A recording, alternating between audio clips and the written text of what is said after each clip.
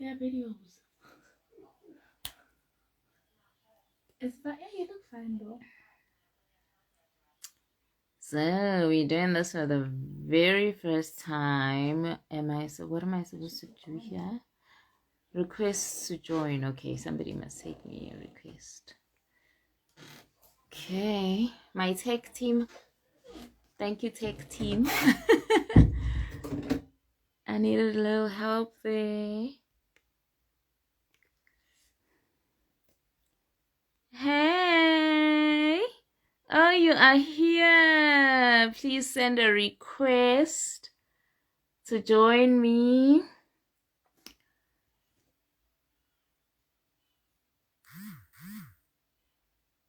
Okay, let's see if we...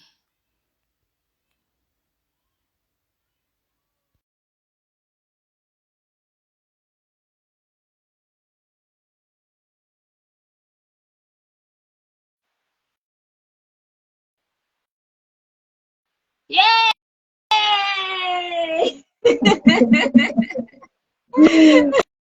Hello. My worry on am I gonna be able to figure this out was real. Yes, Warren, can you hear me? Yes, I can hear you. Can you hear me? Yay, yay, yay. Interesting. I'm loving it. So we finally did it. Finally, finally, finally. Yes, Yes, we are here. We finally. Hi, Loretta. Thank you so much for joining us. We're just gonna wait a bit to see if anybody else comes on, or we're gonna be ready to go. I was so excited the whole day, super energized. Listen. I know. I was feeling the same. I was just giddy with excitement like a 3-year-old. So now we are here. Load shedding is not going to stand in the way of anything. We are here. We are connected. We are live. Ah. Thank you so much for making the efforts with the load shedding, Bagit. Yeah. No. We just have to find ways of integrating. Hi, Lerato. We just have to find ways of. It is a part of our lives. I mean, it's not like Yeah. we have a choice, do we? Yeah. Yeah. But now it's a reality we are living with. Yeah, it is exactly that. Yes, I'm gonna Yeah. find a way to save this. Hopefully, I'll figure out how to save it as well.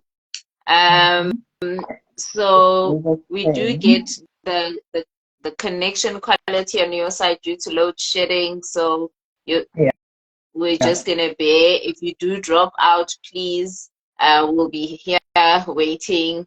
Come back on. Yeah. It's just an hour to go anyway. So yeah. Okay. Awesome. So we are finally here in my invitation today. I wrote out, so just to get everybody up to speed on what we're doing, how this came about, and why we're here, and who we are here for, and just to introduce ourselves as well. So I'm Coach Londi, for those that are joining us for the very first time, those that I knew, to me and my work. And I work with high achievers. I'm a relationship coach. I work with high achievers who want to have love be part of their legacy as well. So done exceptionally well, career-wise, flourishing, thriving in their career, in their business, and not receiving the same success in relationships. So those are the people that I work with. And also couples that have been together in long-term relationships for a long period of time, and they're getting a bit stagnant in their relationship. It's not progressing the way that they wanted to, and then kind of hit a glass ceiling around the quality and the goals and the progress of the relationship. So those are the people that I work with on a day-to-day. And I've had the privilege and the honor of meeting Nunu over 5 years ago in a training that she was co-hosting with another coach, and that's when we met, reconnected again a couple of years later when I'd moved from Pretoria. I'm in KZN. We were able to reconnect again here on these streets of social media, but too beautiful environment this one.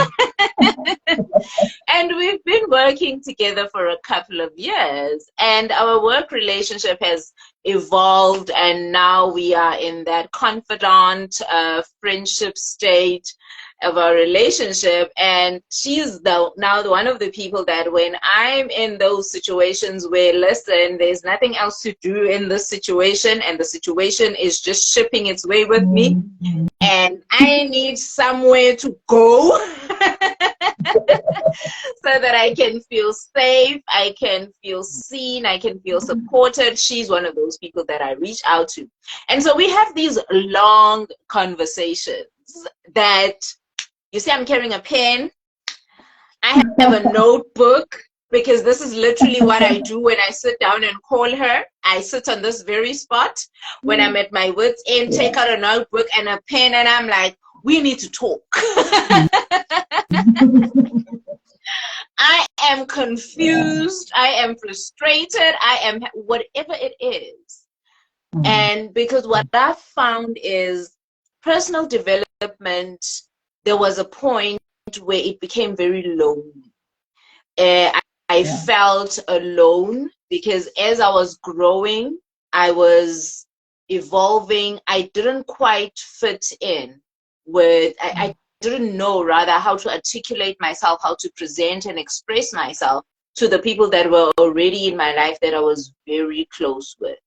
And so I was blessed to have Ununu be one of the people that was, you know, in this journey, we were alongside, working together, that I could call on to bounce off ideas, to just express and see where I am. And that's actually one of the things that I really want us to deep dive into today, where we talk about, and Ununu is going to introduce herself right now and what she does, who she works with. But just to break it down, I also want us to talk about how lonely personal development can get.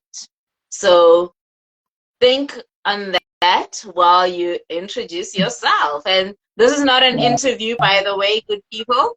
This is a dialogue.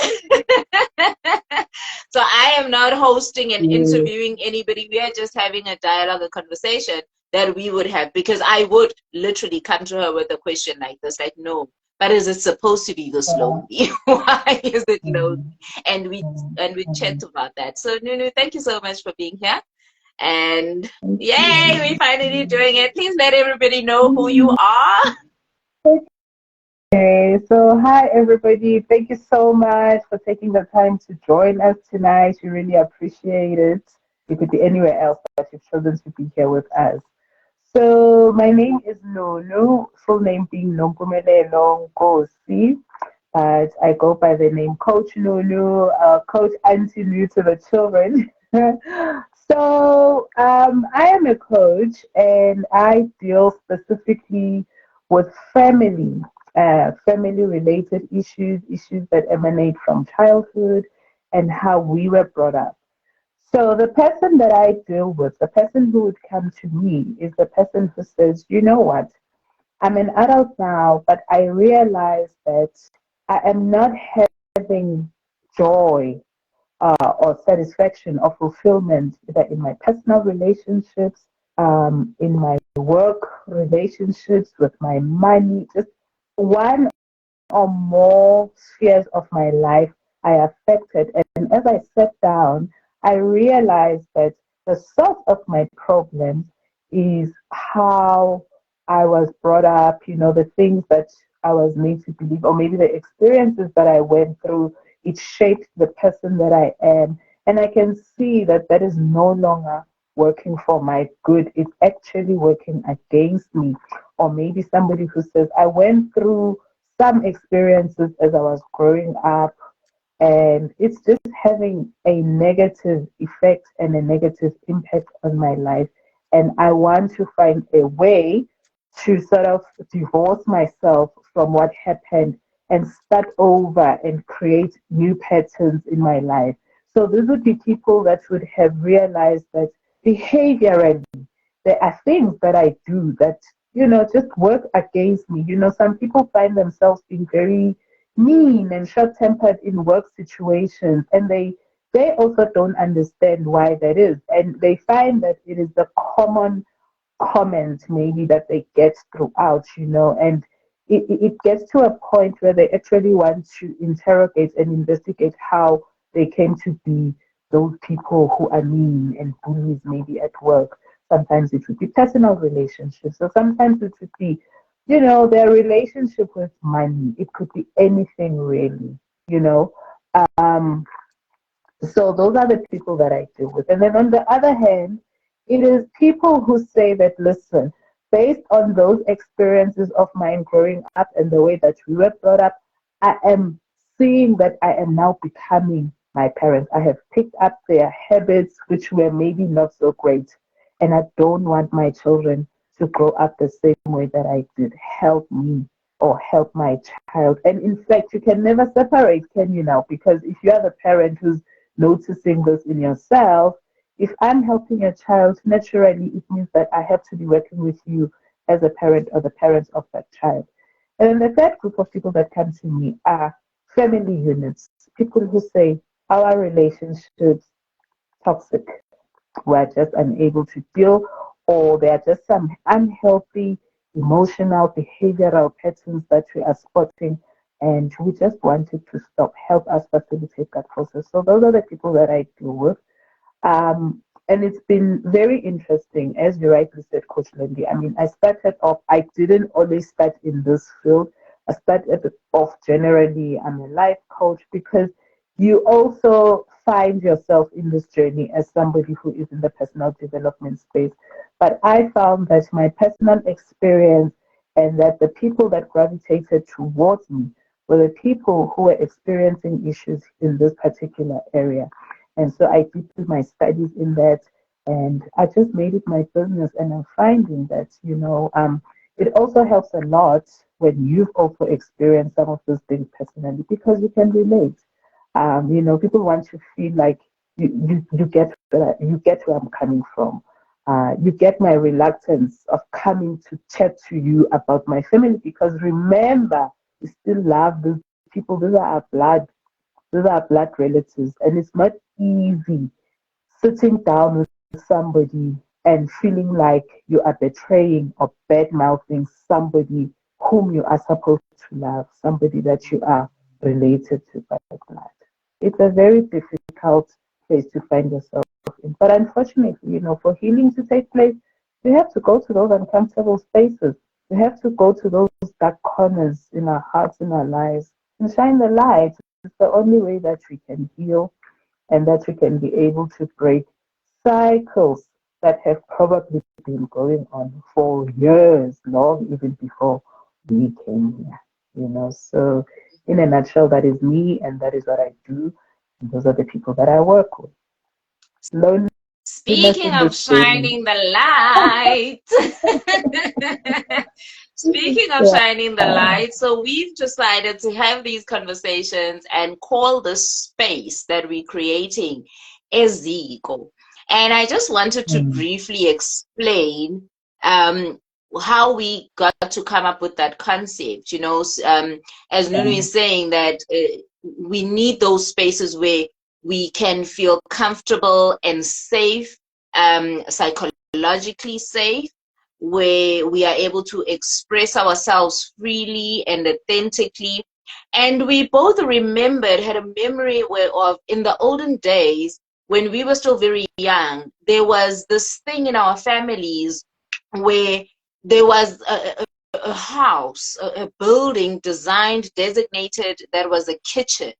And in the Mm. center of this kitchen, there would be a fireplace that served as a stove on the floor. And that place would be called EZIKO.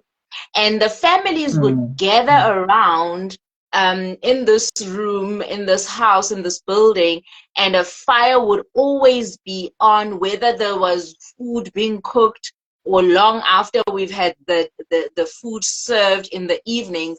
And then everybody would just talk, would have stories being told by Gogo Betu, and it would be women on one side, but everybody was free to talk and express. We'd be asked about our days and all of this stuff.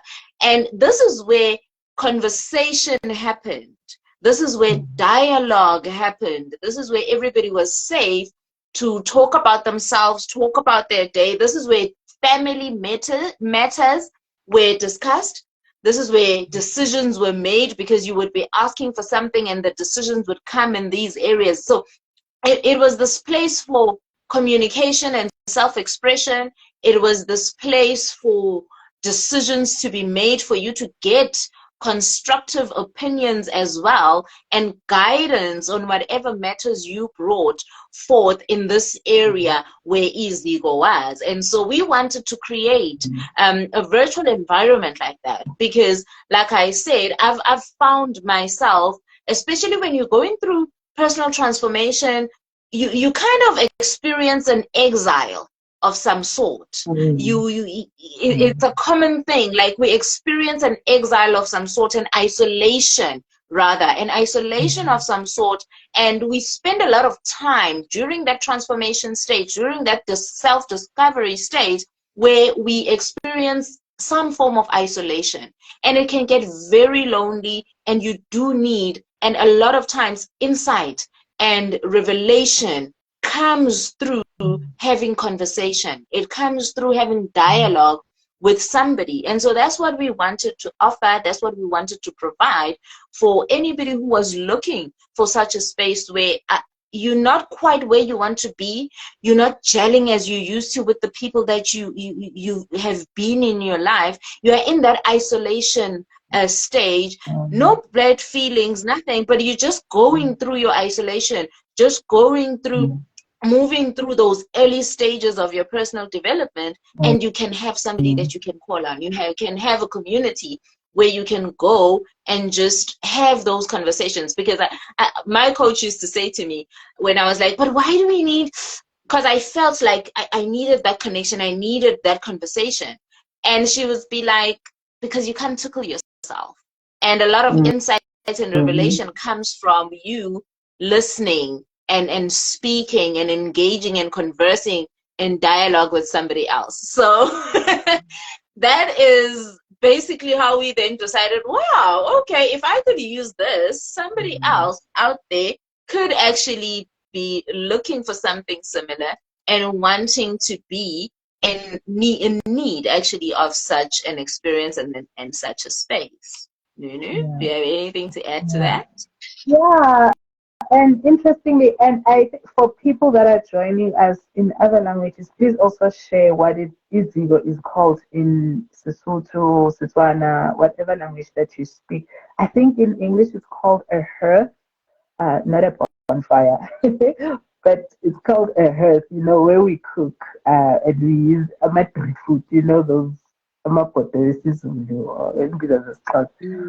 yeah, and I think it was also just very symbolic, and I'm laughing because I think load shedding is taking us back to those times, right? Because those are the times where we would connect, actually, yeah. So there's a lot. I think we are just also, our generation, right, is just going through a time where guys, at different levels, in different forms, it's not just a trend, No, it's not just trendy words that come. It's a real experience. Yes, everybody go in one way or another, and we find that some of them go that we go through, you feel embarrassed and you're like, but other people experiencing this. And you know what, Tinage, I want to believe we have the privilege of knowing which we are not alone. Because the people that come to us, through the people that come to us, we get to see with there are some common themes here. There are some universal themes here, which is what actually led to us coming together and doing this, because we are realizing that we are at the precipice, if I must say, we are at the precipice of a breakthrough, let me say, right? And why do I say that? None of the previous generations have been where we are. We are among the very first generations to experience a free and democratic South Africa. We are at the forefront of watching it fall apart. I mean, the 1994 dream, 𝐒𝐮𝐬𝐭𝐚𝐢𝐧𝐬𝐡𝐢𝐻 is just going up in smoke. But along with that, it comes with a lot. We are raising the types of children that have never been seen before. We are going through issues. I mean, there are buzzwords, mental health. There are so many things that we are going through, which maybe are not happening for the first time. Our parents did go through them, but they did not have the vocabulary for them. And there wasn't any space available for them to talk freely and openly about them. We are going through earthquakes, a tremor is happening just now. My goodness, a lot is happening, So 4. yes, 10 past 4 is happening around the clock now. So EZIKO is where there would be, where a gogo, 𝐒𝐮𝐬𝐭𝐚𝐢𝐧𝐬𝐡𝐢𝐩 would impart wisdom through storytelling, through finding out what is happening in your life, and in a very informal way, you would get guidance, which I think is what we are missing. Because as I said, even our parents are unable to guide us through some of the things that we are dealing with right now as a generation. And there's also a lot of things which are happening which seem like they are trends. I think on the spiritual level, on the spiritual front as well, because a lot of us are in a position where maybe we have financial means to deal with our problems and solve them. And then you hit a wall where you find that your problems don't require money. They need something else that you've never had or that you've never known before. And those are the things that bring us here. Those are the things that are keeping us awake. And those are the things that are making us feel lonely and isolated from people that we call friends, because we are sometimes afraid that they look at us otherwise on some, what's happening to you? What's going on with you? And unfortunately, we can't run away from them. We have to find ways of talking about them and normalizing them, because it cannot be a unique experience if the majority of people are going through it. How many people have you seen who are suffering, who are going through the process? People, and it's not only uptwasa, it's in various forms. People are having children who are seeing things, people, it's a reality that you cannot run away from. So if it's not happening to you, it's happening to somebody that you know. It's happening with your child. It's definitely not something that happens next door. It finds its way into your living room somehow, under your roof. And when that happens, it means that we have to deal, we have to face, because running away is not going to solve. We are going to solve. It is important for us to bring such things here so that we can converse, and not only just converse, but in us conversing, we create platforms where we can come up with maybe ways of how to deal with these things. This is where we're like, okay, where to from here? What do we do with things like this? Because the unfortunate truth is we are the adults. And now we are the adults.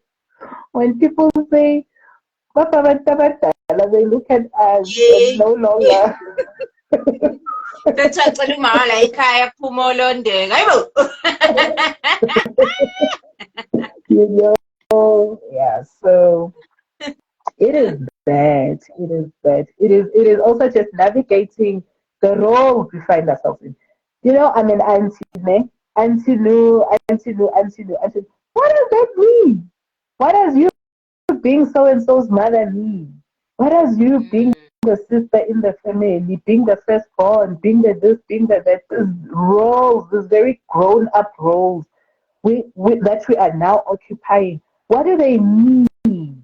You know, and we know there's been some damage that was done before into those roles. You know, our auntie gets such a bad rep. I mean, we've just had Father's Day. Hello, we all know the stuff that goes on social media platforms around fatherhood and whether the day should be observed and if people are did deeds and all of those things. What does it mean to be a father? But you understand that we those are the things we need to be tackling, we need to be talking about.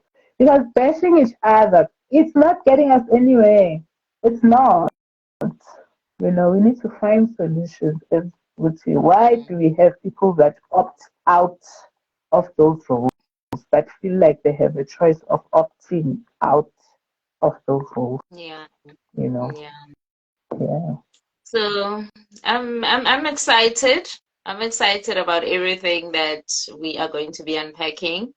We are definitely here showing up for your insight. Whoever's going to be joining us, we are showing up to create that space of psychological safety so that we can be able to gain the confidence to have the dialogues, you know, and also start bridging that gap, that knowledge gap, that wisdom gap, that life skills gap even, that was created by the destruction of the family structure.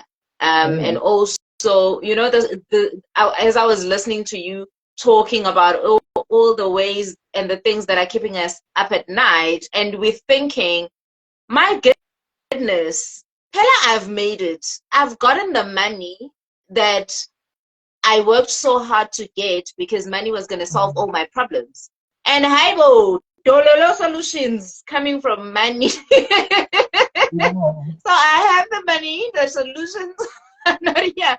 Because there's this gap, there's this knowledge gap, there's this wisdom gap that it was caused and as a result that has been imposed onto us by the separation and the breakdown of the family structure, of the distortion of culture, of the lack of knowledge around identity, you know.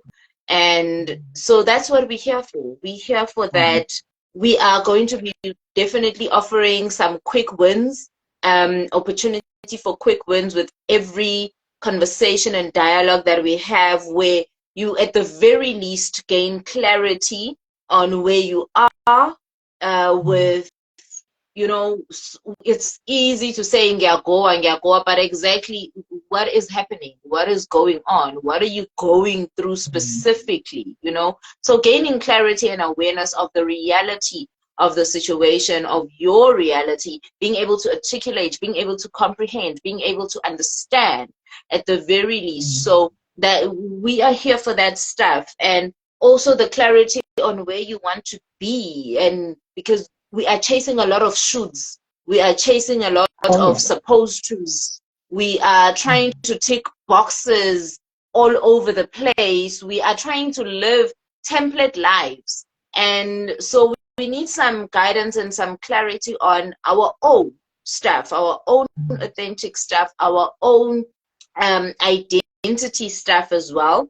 And then just also to be able to help as far as we can in giving those aha moments, those insight moments, those inspired thought moments. So it's going to be a very exciting time. Today is just the introduction to say, hey, this is what we're doing. This we've been building this room, we've been here by ourselves, and then now we're inviting everybody into the conversation. So you can already start leaving your questions under this recording, sending those questions in if you feel the need that you want to book your own private call where, because listen, some things are just too sensitive to be speaking out in the streets of social media. So we understand, we understand, we respect that, of course, so you can send your questions and your messages privately to us. But I want us to jump today already in offering some value, because you speak of the transformation of family wounds. What are those? Can you unpack? What are those? How do we get them? And why should we know about such things? Oh, very key, right? So I'll make an example. So a common one is that of abandonment. You know, it is important for us to know what that is. So the wound of abandonment. So due to socioeconomic reasons, we had parents, some of us had parents who did not live with us. We were raised by grandmothers, grandfathers. For whatever reason, other parents just left. Like I said earlier, they opted out of parenting for whatever reason. Maybe they were having issues with fathers are having issues with mothers, or mothers are stopping fathers from seeing their whatever. The important thing is that in that there is somebody who is abandoned, and they grow up and their world is shaped that way, and that is the lens they use to navigate their way in life. Okay, and this child grows up to be an adult. And there's a saying in English that you have a chip on your shoulder, meaning that you are sensitive to some things. So where whenever you do things with this thing at the back of your mind that my dad left or my mother left or whatever, whoever it was. So you are the abandoned child. And abandonment manifests in different ways. It is the physical abandonment where, yes, the person is not there physically. It is sometimes also the emotional abandonment where the person is present physically, the parent or the adult who's supposed to be looking after the child is there physically, but emotionally unavailable. This person, remember, they grow up to become adults who get into friendships, who get into relationships, who get into work situations. And these are the people who would sometimes struggle with forming relationships, healthy relationships. They are always detached, and you just never understand why it is they are that way. Because maybe at the back of their mind, they told themselves that, I can't love too much, because when I do, this person will leave and they leave me heartbroken. So it is unsafe for me to get too close to somebody, or to open up, or to just let them into my innermost being, to be intimate with them emotionally, that is. And that manifests in different ways. People who push you away and you're just wondering, oh, I thought you were good with this person. What's happening now? They are on and off. They are hot and cold. They want to be around you, but they are, you just never quite catch with what's happening with them. So you would think that you would then, without knowing the background and the context, just judge that person as, that one is moody, that one is this, that one is that, without fully understanding as to what it is that caused them to be that way. People who are sometimes mean to people because they have put up a wall. And I'm not excusing that behavior, but I'm just saying that a lot of the times people do those things because they themselves are unaware of what is happening with them and to them. People put up walls because they are just too scared to let people in, people who will leave them heartbroken. you know. And they would sometimes even opt to get into a relationship with people that they don't love because it's less risky emotionally for them to do that. You know, it poses less of a risk for them to be with somebody whom they don't love because I mean, hey, even if they leave, it won't matter, you know. So it's things like that that family wounds. And you can imagine this person going on to be a parent. How are they going to show and express love to their child to make them feel loved and known and wanted? Each time a child tries to come close to say, Mom, they push them away emotionally. They are cold. They are, you know. Hence, you hear people saying, "I have a mom, but I've never known what a mother's love is." That's what they're referring to because they don't know this warmth that everybody goes on about. You know, some people's parents were removed physically. They died when they were young, and that can be interpreted in a little mind of a 5-year-old, 6-year-old, even older as abandonment. And people do not realize that they harbor anger towards the parent that died to say, but you left me. If you loved me, you wouldn't have allowed yourself to die, or you would have asked God to keep you longer. You know, it sounds to the adult person, it probably sounds like, oh, come on. But think back to when you were a child and how you perceive and receive and see things happening around you. And to make matters worse, nobody sits you down to explain what is happening, right? So you just go on and you form your own opinions about situations. You know, parents divorce, children feel like it's their fault because that's how children think. That's how children rationalize everything in their little world is about them. They are the cause and the effect of everything that happens. So people grow up thinking the worst things about themselves, like, oh my God, I cause bad luck. Whenever I'm around, people break up because when they were young, their parents split up and they took it to heart and took it like it is my fault.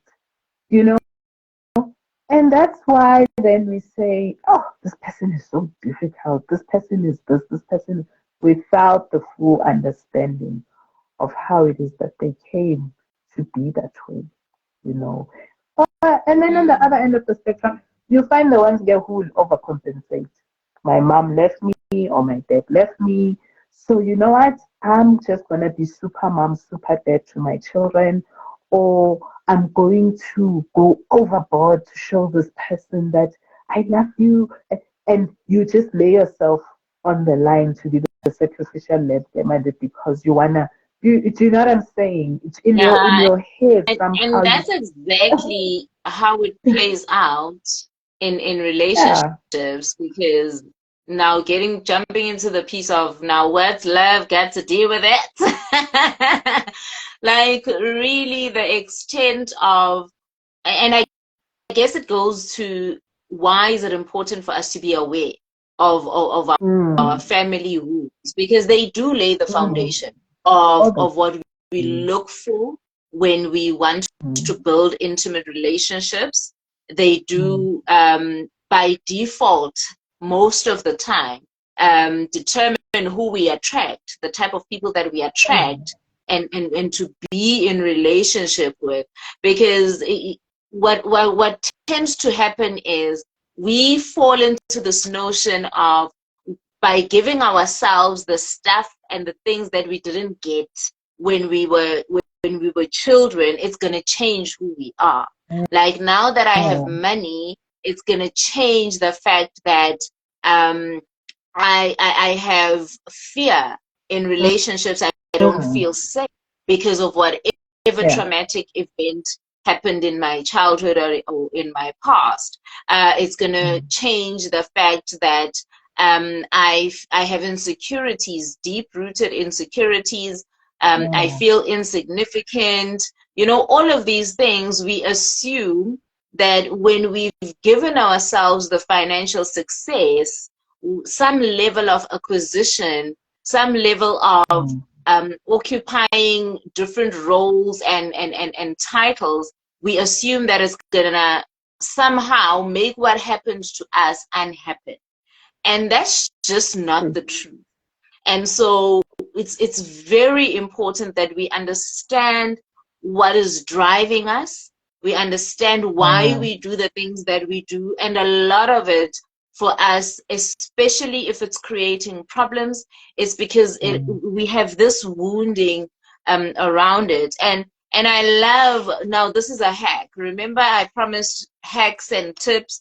A hack that is really good is to really give yourself the time to identify the meanings, because we throw around words, you know, wounds, triggers, trauma. Listen, go, trend, words are trending all over the place, but the meaning and the context gets lost in just what we observe when we hear the words, and then in our own resonance, and then we don't really go deep enough to say, okay, but for me, okay, where do I pinpoint this? What's the context for me?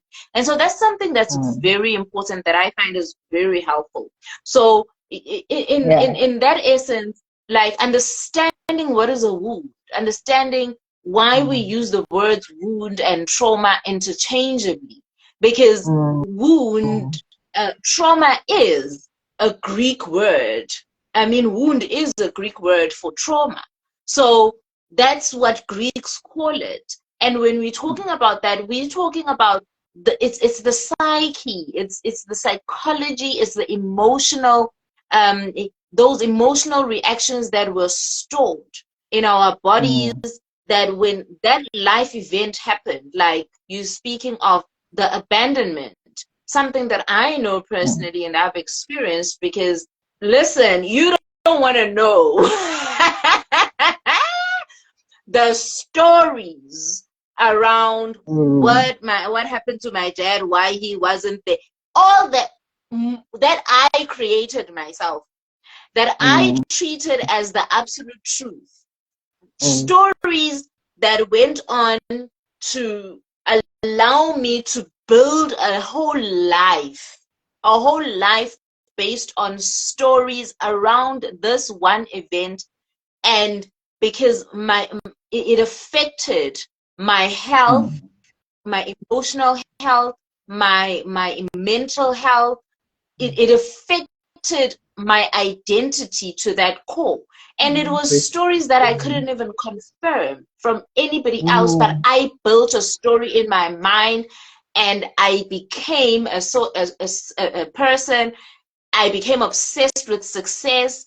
I wanted to have things because I was trying to earn my father's approval. And when it didn't happen, my whole life came tumbling down. Everything that I owned, I lost.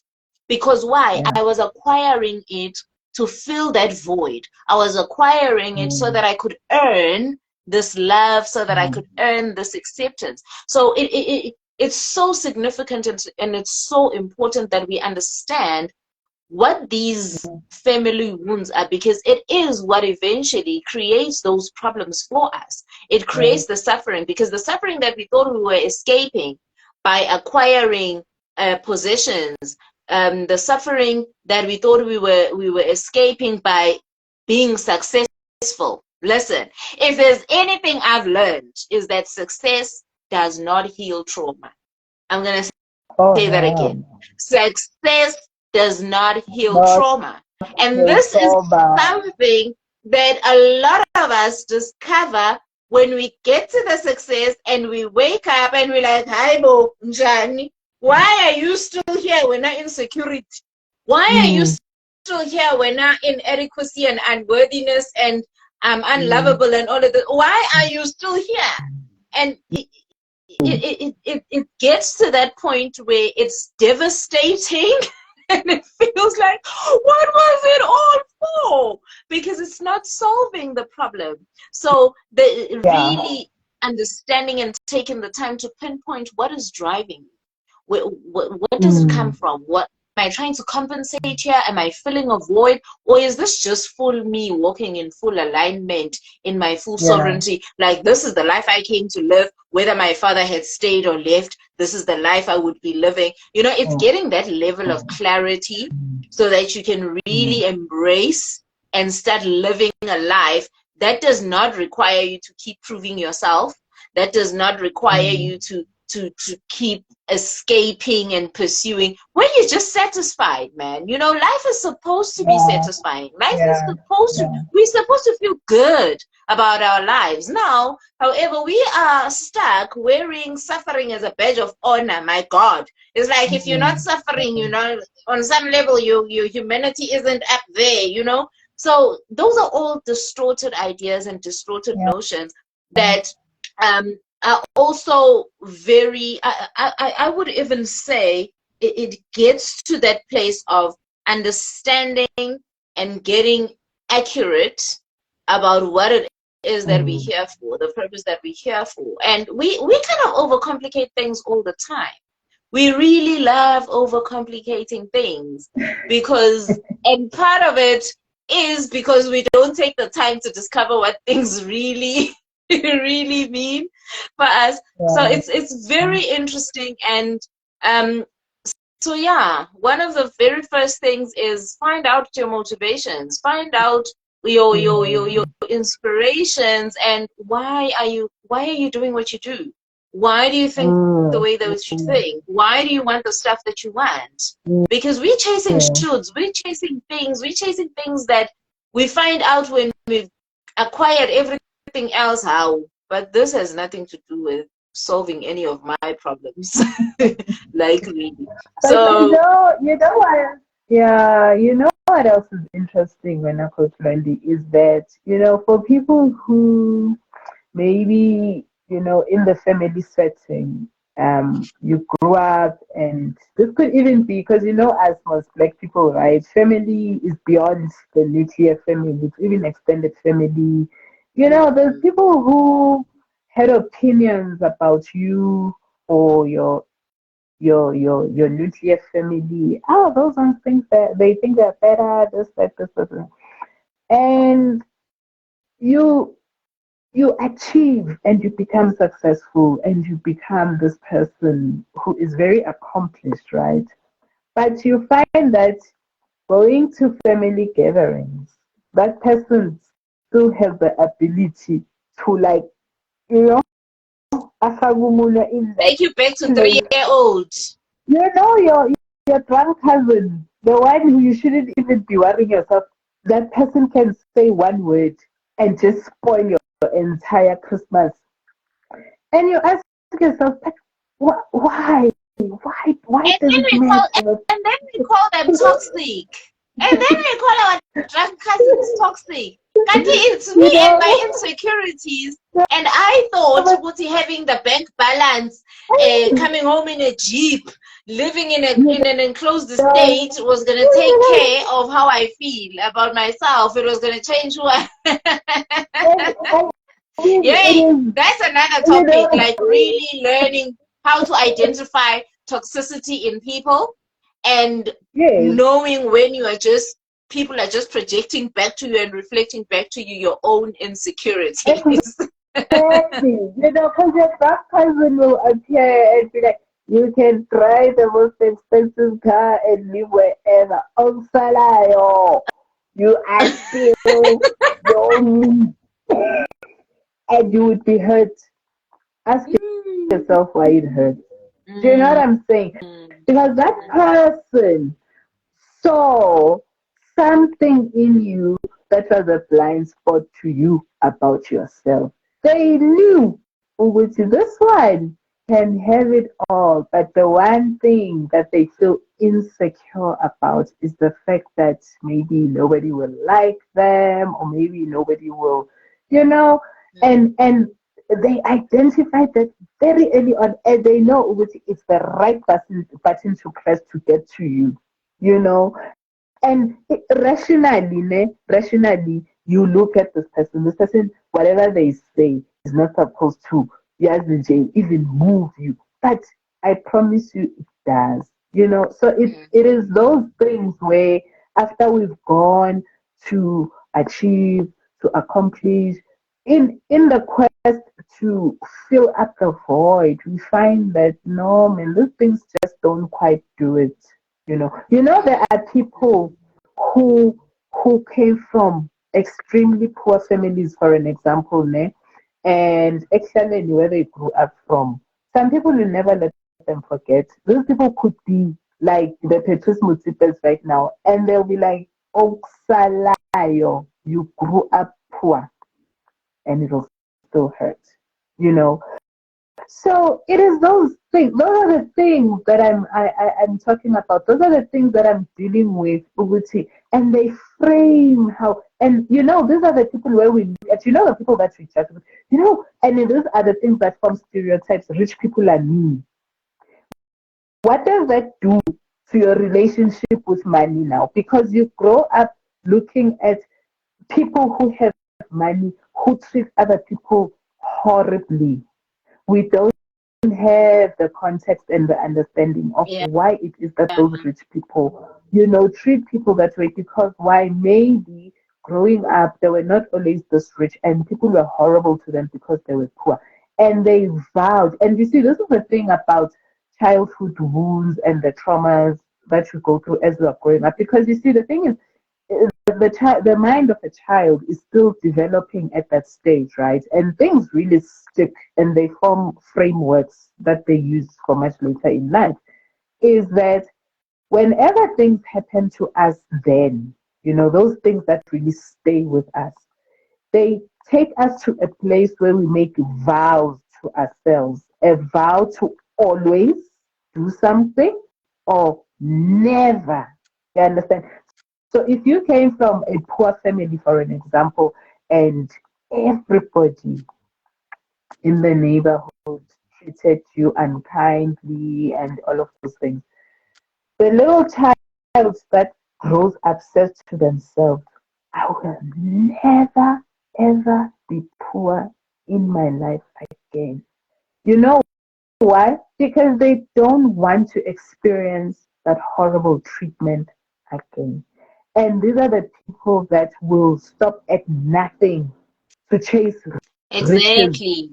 Even when they are millionaires, they don't see it. No, because even they before they get there. Ever want, Even they don't even ever want before to they go back get to there. that place. Even before they get there, and I'm jumping in here because that was my story that I told myself that because of how my parents grew up, then my father then made the decision that he will never ever. And I've seen it as well with people that I work with. It's those never evers. So I'm jumping in because I'd like people to deliberately look at your never ever, because it's that never ever that is not, our never evers are supposed to be these boundaries that not only protect us but also allow us to expand, in a healthy, whole, healed way. But when our never evers are camouflaged or they are laced with trauma, then they create voids in our lives. Where you find that because you never ever want to be poor, for example, because you come from a poor background, you don't allow anything, including responsibility and accountability to your own action. That's how narcissistic behavior is formed, because it's these people who said, I would never ever, and then they lose all connection to accountability, to responsibility, to respect, to loyalty, to all of these essential human ways of being, because you are honoring your never ever. So just take a minute and look at your never evers. If your never ever is costing you something in life, then it's not a healthy boundary. It's a trauma No. induced, it's a trauma response, Kahleka. Oh, It's a trauma response. yeah. You are trying to protect yourself because your mind is saying, I don't want you to be exposed to that thing that happened to you in the past. Remember the pain, because like I said, the body stores. Oh, It stores yeah. that in your nervous system, that emotional reaction, the body never forgets. And then it creates signals for the mind to see it all the time. And so anything that resembles, it doesn't even need to be, it must just resemble, be the cousin of the cousin of the cousin. Listen, it looks like the cousin of the cousin. Girl, you are not going there. So it happens like that. And it's these little nuances that create such big problems in our lives. Like, okay, why can't I attract the right partner? It's because you said you never ever want A, B, C, D. And reality is human beings are like that. The person you want to get to mustn't be a human being. Because when you have never evers, there are trauma responses that are now keeping this thing that you want away from you. You know, so look at your never evers, your non-negotiables. Because I know, high achievers, they have long lists of non-negotiables. And a lot of those non-negotiables are trauma responses, not healthy boundaries. So do a quick sweep of your non-negotiables. You know that long list of Indota must, mama must, and whatever. Check if those are not trauma responses. Check if those things are not laced with wounds. And then you'll understand where your difficulties are coming from. Because if your non-negotiables and your never evers are trauma responses, then you're never going to get a human being that you are going to be able to build and grow with. Because that's the whole point, That's the whole point of us we want companionship. We want a companion on this journey that we are on of being human beings. And when you have very strict and very rigid and very trauma-induced non-negotiables, then that could be one of the barriers to love. Yeah. The opposite is also true there, because the other vow that people make when they go through, significant experiences, they then say, I will always, right? So, and this usually comes from observing somebody or something and comparing. So let's say, for an example, you grow up with a stingy mother, as an example, your mom, whenever people came around, okay, let's say you are the opposite. You come from a family that was okay financially, right? You guys, when I say you were okay, but you notice that, hey, my mom, even when we've got extra and somebody comes and asks for something, she always goes, we don't have. Us now, we don't have. And you look at this and your little self thinks, you know what? I'll always give to people who ask, right? I will always, because I always give to people who have less than. I'll always give. So now what happens, Manji? So the former that we're speaking about is the one where you put up high walls, right? Because you will never ever. So never ever pushes away. And then this one, Yaga, I will always. You end up being this person with no boundaries, Manji. Because I need to enough. You want to be the opposite of what you saw. You vowed, which you will always. So even when you don't have, it is those people about take your shirt off to clothe another person. And it starts off small. Light yourself on fire to keep them warm. Yes, until you become ego. You now set yourself on fire, Demande, to keep people warm. That's also unhealthy. That is also unhealthy. And another thing is that when you are at that part of not having boundaries, don't think of it's only going to go as far as giving food or money. It's everywhere. In your relationship, you will always be the victim, because even when somebody is not doing right by you, okay, you'll be like, oh no, because you are looking, you're a nice person. So even when a flag as red as this, you'll be like, no, it's a very soft pink. Uyabona? And now you become this Wow. person who, when everybody wants to exploit somebody, you are the go-to. Because when I get you've got no boundaries. And whenever other people say to you, no, but you need to be a bit firm. Oh no, it's not gonna make me a nice person. Because you see, the other thing is that we get into those vows because we saw either the punishment or the reward of being a certain thing. Now, if your mom was a stingy person, you must have also overheard other people bad mouthing her and talking about how much they don't like her and how much she's not a nice person. And you wanted to be the person who is liked. And I mean, there's nothing wrong with that. But now you do not have to set yourself on fire to keep other people warm. Because maybe what was happening is that your mom just had very healthy and solid boundaries because she probably knew, but this one is not asking because they don't have.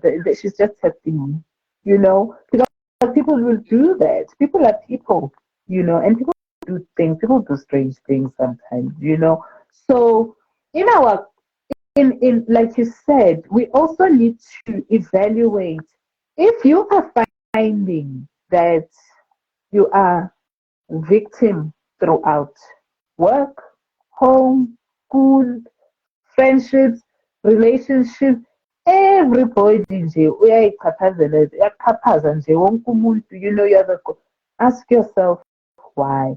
And why is it so hard? Why is it a scary thought for you to say no to people, especially the ones that you care about? It's easy to say no to people you don't know, people you're not close to, because who cares, But the ones that are close to you, why is it so hard to actually say no and not worry about the repercussions of you saying that? So yizo zonke lezo zinto lezo. And do you see now why the relate?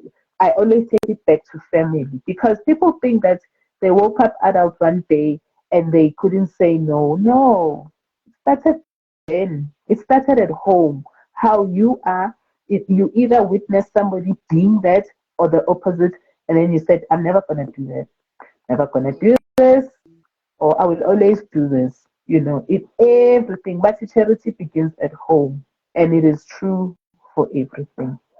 So this is the And and importance, and that is what I say. We need to always take it back home and how we grew up. and that's very interesting, really. It reminds me of something that I hear often, um, especially when we are starting or people are starting their healing journey. Um, And healing has different levels and stages and aspects to it. So in the very early stages, a lot of people assume that they are lacking in self-love, you know. And mm, what what is in fact the truth is, well, truth is very personal. So I'm going to say what is in fact a fact is the fact mm, that everybody knows and practices self-love on a daily.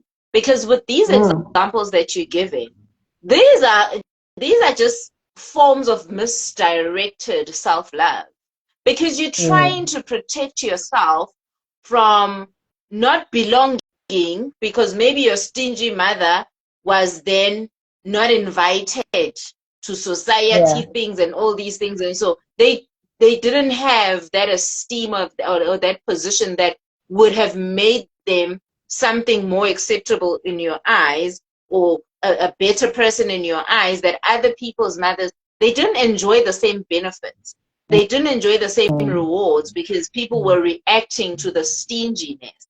So mm, now you're trying to protect yourself, you're trying to, in a distorted way, meet your need for belonging by trying to fit in. you know? And those are two very different things. We do have a very valid need, a very valid need for belonging. It's and when I say need, I want us to think of it like, right, there's oxygen and then there's our human needs, you know? That's the type of stuff I'm talking about. The things like belonging, love, being significant, safety, security, growth, you know, those are human needs that are right up there in the levels, playing. They are cousins, first cousins, brothers and sisters, siblings with oxygen. That's how important these things are to us as human beings.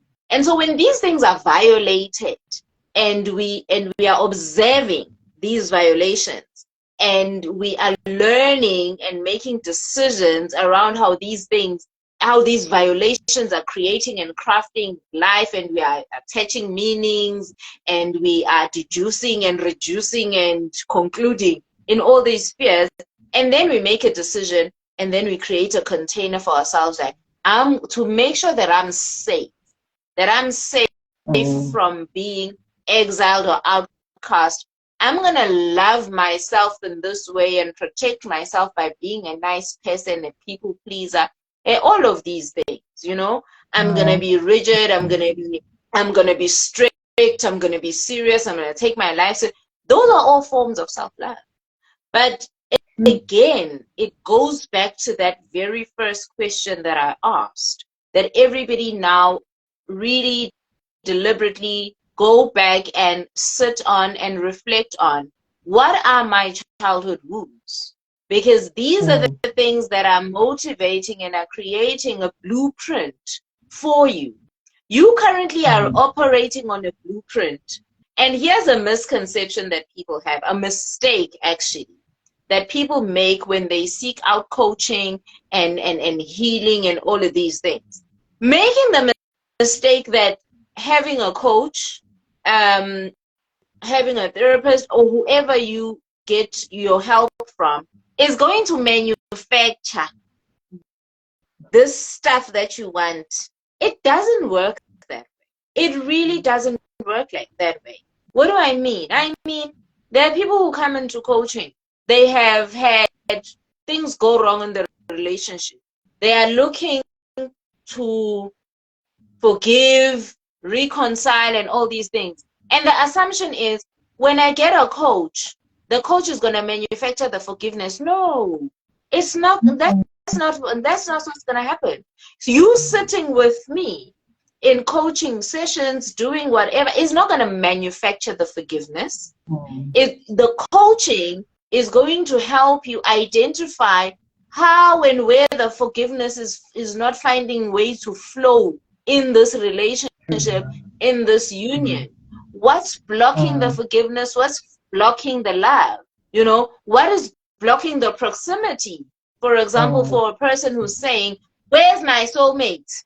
I'm meditating, I'm self-loving, I'm doing inner work, I'm energy healing. Where is my soulmate? As if all of these things that you've been doing, all this work that you've been doing on yourself, you are supposed to be rewarded with a soulmate.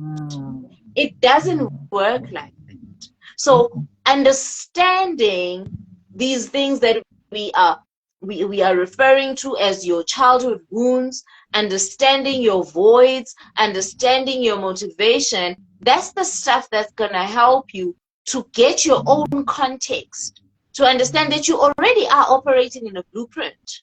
And this blueprint is yours. You created it. And you know how we are about our staff. We are very overprotective of our staff, including staff that is not serving us well. We still will protect it with our lives. We still will protect it with our lives until we recognize something better. So it's really that significant to have these conversations and to take these moments of reflection, for yourself, where you're like, okay, I just need context right now.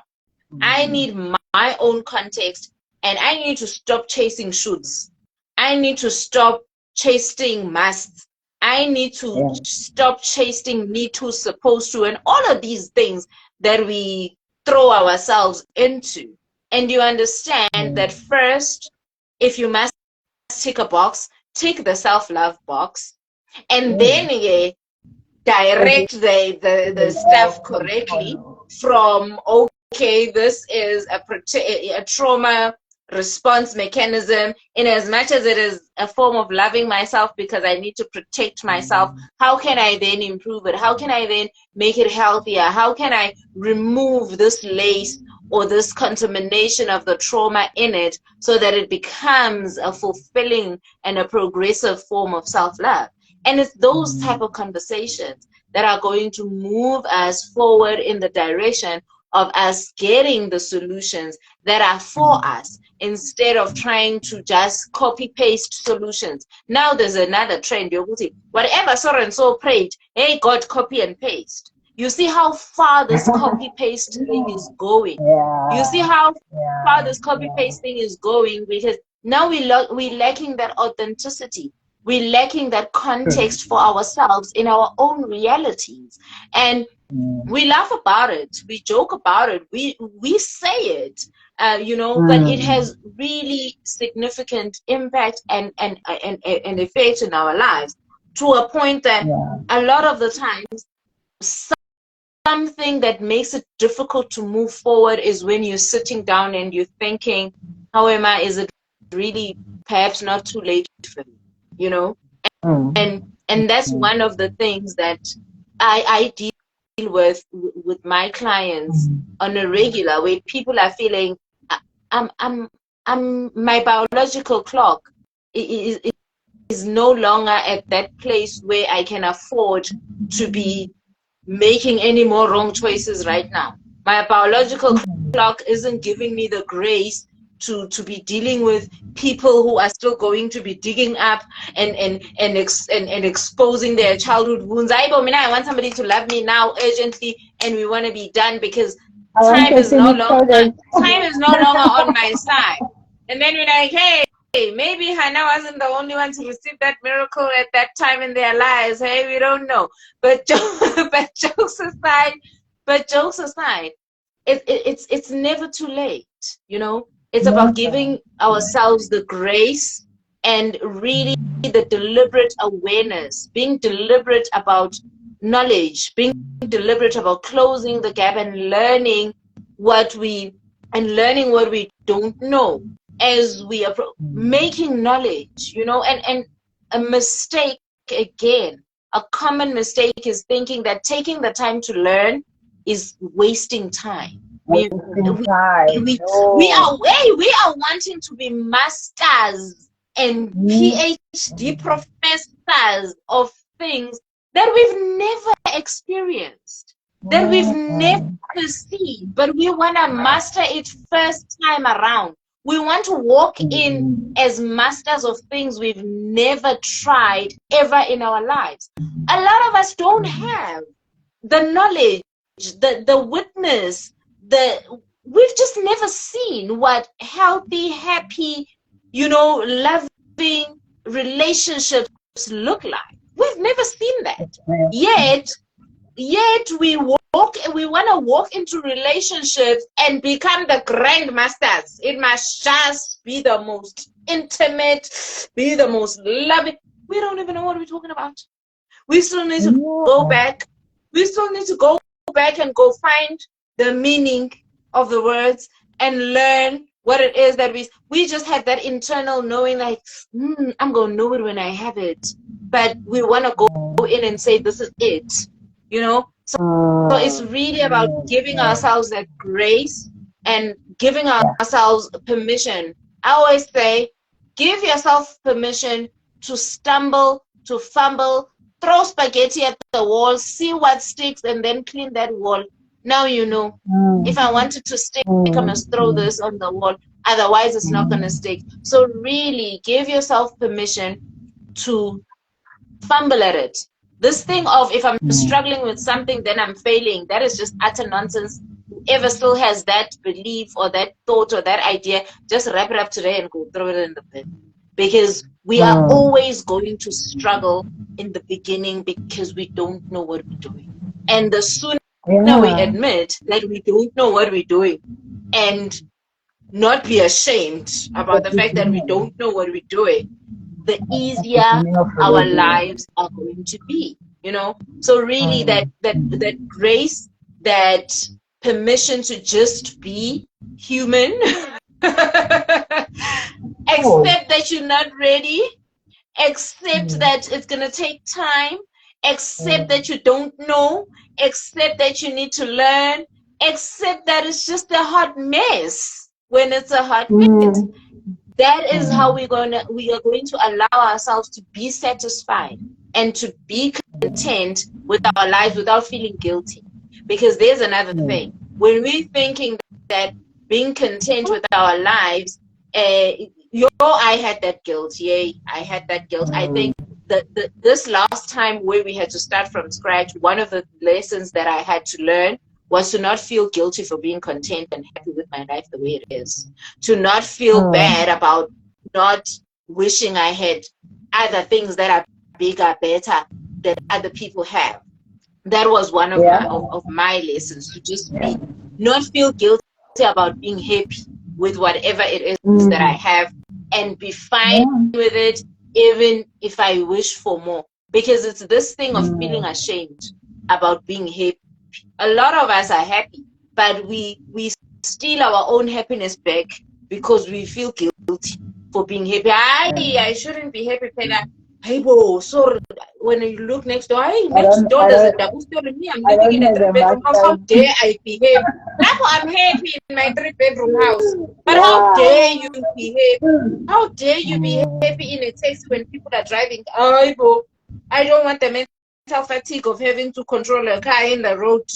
I want to sit back and relax and worry about paying attention to a stop, but we made to feel guilty Mm. about these things. So it's Yeah. really about those things and having these conversations where we remind each other, where we kind of, allow each other to think outside of the construct that Yeah. we've landed in. And so Mm. it's very empowering, it's very enlightening. Like I said, we have these conversations just to get ourselves a dose of enlightenment, insight, empowerment, get a few permission slips. You see that permission slip of, no, I get Mm. relaxed. You are very much allowed to be happy with your natural hair, your natural nails. You really don't need all of those Mm. things in order for you to be happy. So we grab a few permission slips here and there as well. Yeah. Yeah. I think it's important. I think the takeaway for me at this moment for anybody, first and foremost, just know that you're enough. As you are, where you are, whether it's messy, whether it's clean, it doesn't, you are enough. And secondly, you have all the resources you need at your disposal to transform your situation. And that could be emotional, that could be mental, that could be spiritual. If you just change the way you look at things, or maybe just change the angle from which you are looking at things, you will see all of those things that you think you are lacking, they're actually all there. You just need to recognize them so you can put them to good use. And finally, guys, every family is dysfunctional and it will forever be that way because there isn't a perfect person on earth that is alive. For as long as we are human beings, we will err, we will make mistakes, and that will make up the dysfunction in our family, you know. But as long as we're still able to spot things that are unhealthy, then we're on the right track, you know. So never be ashamed of the stuff that happens within your family setup. Never be ashamed of, things because the people that you worry yourselves about, if you had to find their kind of words, you'd be very surprised. So rather just focus on your own, heal yourself so that the toxicity and the dysfunction, can be broken and we can start over and start on a new page, because we complain on the micro level, our country, like the macro level, our country, our society, it all starts in the home. Everything that we see in our neighborhoods, in our country, in our society worldwide is a manifestation of all of the stuff that happens in us, in the home, and then it spills outside to everywhere else. So that saying was spot on when they said charity begins at home. You are at the perfect place right now. You are perfect as you are. You've got all of the tools and the resources you need to change your life, to make it what you would like it to be for yourself, not for likes, not for other people to approve. No, for yourself. The type where when you go to bed, you sleep peacefully because you are quite content with your life, even if it's still in the building stages. And will forever be in the building stages. We only stop building the day we draw our last breath. As long as Sapefumula, the work continues. So that is what I would like us to walk away with, to know that it's okay. It's okay. And a known goal is greater than the other. And in Masitim goal, we're just playing around. But I mean, really, those are the things that make us become better. You won't become better from going through, cruising all the time. Because as we grow, some of the stuff must stay behind so that newer versions of us, healthier versions, better versions can emerge individually, as families, as society even. So yeah, that is me. And I thank you. we thank you. And listen, suffering is overrated, guys. Like, really, it's so overrated. And another thing, for me personally, what I've learned, we didn't come here by mistake. There is an intention behind our existence. So the way we get so shocked, like, life is not a mistake. No. Life is not a mistake. We are not here by fluke. This is not some big bang, random big bang theory that happened. There's an intention for our existence. And no matter how much we may be unaware or unclear or feel under pressure or feel disconnected from it, Oksalayo, it exists. And for as long as you are still here, it really will help a lot to really focus on yourself. We have spent, generations and generations before us have spent lives too focused on what's going on with the people around us, with all of that stuff external of us, that we've lost. Some of the things that we've inherited was losing sight of how important we are as individuals. And this is really one of these conversations and platforms where we are going to remind each other that we are very important.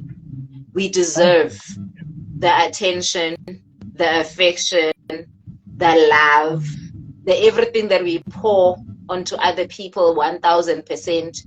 We deserve to get that from ourselves. Because yes, where the disappointment comes. The disappointment comes because we assume that because we have such big hearts, we are so loving and we are so competent in doing good for others, that others carry the same competency. They don't. People will love you to the level that they love themselves. No matter how much you love them. If a person can only love at this much, when you are this, it doesn't matter how much you love them. They will love you at the level that they love themselves. So really looking, Jay, please dump this idea of looking to be completed by another person in your relationship. and going into relationships thinking that you are missing something. There is some relationship, we are there for fun, for the pure enjoyment. And we are going to have conversations around these things, like really serious conversations. And one of the things that 𝐶𝐮𝐬𝐭𝐚𝐢𝐧𝐚 and I are really good at is laughing at ourselves. So we're really good at laughing at ourselves because, we've taken ourselves to very many places. You know when I say you take yourself everywhere you go? We've taken ourselves to very many places, very many circumstances where we are like, girl, what did you just take yourself to, and why would you do that to yourself? So she comes with, she always says, when I'm feeling sad, she always says, I come with a what not to do. And you come with a what to do. So consider yourselves very lucky in that aspect, that when she comes with a what not to do and I come with the what to do, this thing is gonna fit in very nicely. So, but really, it is a misconception that we enter relationships because we are missing something. We enter relationships because we need some form of completion from another person. That is one way to be sure that you will always meet disappointment in your relationship experience. That is you signing up for disappointment from the get-go. You are complete, you are enough, your relationship can serve many other purposes, perform many other functions, but do not give it the purpose and the function of your own completeness. We are definitely going to deep dive on, if you are feeling incomplete, how can you get to recognize your completeness? We're happy to have those conversations with you. But what I'm doing is right now explicitly discouraging you to make the mistake or the assumption that you are incomplete and the relationship will complete you.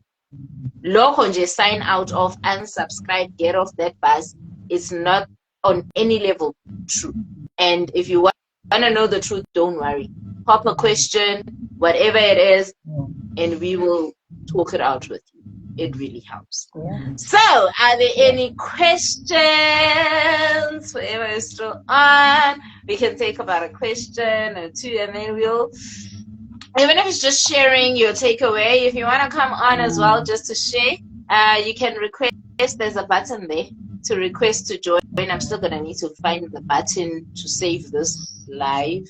Hopefully I can find that button. Oh God. I'm praying that I'll find the button. Technology is not my thing. So whoever wants, and if you're catching the replay, you can just drop your questions, your comments, your insights, your ahas in the comment section as well. We will be more than happy to look at that and address it. But for those of you who joined us live, thank you so very much for your presence. It is an honor to share in your energy. Thank you so much for honoring us.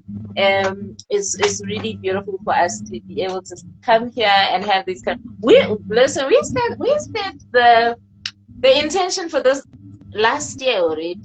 And we've just been we've been going shink. Yeah, just go. Just go, and then we made it on the other side, and now we still up. So we will a couple of more times. Be on the lookout for these. If anything comes up for you afterwards when you watch the replay, pop it in there. We are here for you. This is our 𝐒𝐮𝐬𝐭𝐚𝐢𝐧𝐚, and the fire doesn't go out here. It's on. No. When if it's on, it's not just for cooking this one. So Lena, thank you so much. It's always such a pleasure, and it's always so interesting. Some days there are tears, some days there are more laughs than other days. It's always very good. So thank you so much. I really do appreciate your availability. Thank you. Thank you. Thank you. An absolute pleasure. All right. Again, until we trouble each other again, we shall fist on this replay and hear what, what comes on. But we will definitely be on in our next week if we don't have very soon. Let me not say next week. Very soon, if we get questions, we'll pick one and then we'll come on and discuss that. Otherwise, it's you and me. We never run out of stuff to do. Good night.